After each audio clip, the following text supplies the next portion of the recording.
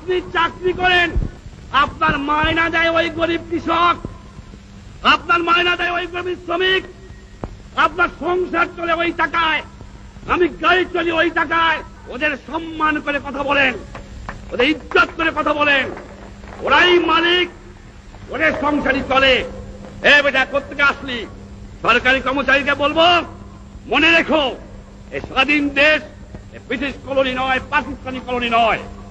যে লোককে দেখবা তার চেহারাটা মতো বাবার মতো, তোমার ভাইয়ের মতো, ওর পরিশ্রমের পয়সা ওরাই হবে সম্মান বেশি পাবে, কারণ ওরা নিজে কামাই করে খায়।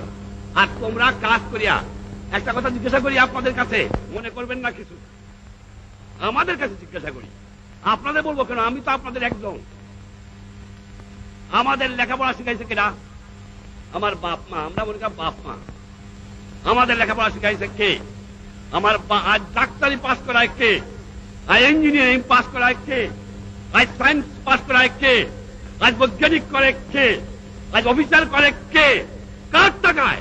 আপনাদের কাছে আমার জিজ্ঞাসা, শিক্ষিত ভাইরা, আপনার লেখাপড়ার খরচ করে দিয়েছে শুধু আপনার সংসার দেখার জন্য নয়, আপনার ছেলে মেয়ে দেখার জন্য নয়, দিয়েছে তাদের আপনি কাজ করবেন, সেবা করবেন।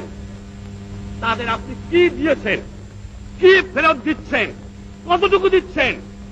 তার টাকায় ইঞ্জিনিয়ার সাহেব, তার টাকায় ডাক্তার সাহেব, তার টাকায় অফিসার সাহেব, তার টাকায় রাজনীতিবিদ সাহেব, তার টাকায় মেম্বার সাহেব, তার টাকায় সব সাহেব।